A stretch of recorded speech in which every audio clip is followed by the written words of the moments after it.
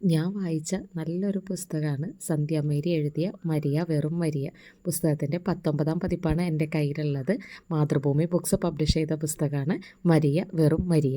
ഈ പുസ്തകം വായിച്ചു കഴിഞ്ഞപ്പോൾ എനിക്ക് തോന്നിയത് ഈ പുസ്തകം വായിക്കാൻ ഞാൻ ഒത്തിരി വൈകിപ്പോയി എന്നുള്ളതാണ്.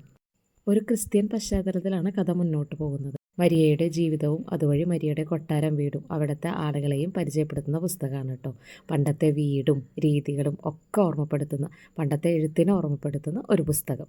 പലതിനെക്കുറിച്ചുമുള്ള മരിയയുടെ കാഴ്ചപ്പാട് പറയുന്ന ഒരു പുസ്തകം കൂടിയാണിത്.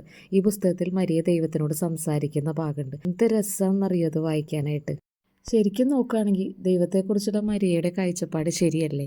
നമ്മളും ഇടയ്ക്കൊക്കെ മരിയ ചിന്തിച്ച പോലെ ദൈവത്തെക്കുറിച്ച് ചിന്തിച്ചിട്ടുണ്ടാവില്ലേ എന്നാ ഭാഗം വായിച്ചപ്പോൾ എനിക്ക് തോന്നിയിട്ടോ. ദൈവങ്ങളുടെയും മനുഷ്യരുടെയും നീതിശാസ്ത്രം മനസ്സിലാവാതെ പോയ മരിയ, അല്ലെങ്കിൽ തന്നെ അതൊക്കെ ആർക്കാണ് മനസ്സിലായിട്ടുള്ളത്? മരിയയുടെ മനസ്സിൻ്റെ വളരെ അബ്നോർമലായിട്ടുള്ള സഞ്ചാര രീതിയാണ് ഈ പുസ്തകത്തിൽ പറയുന്നത്.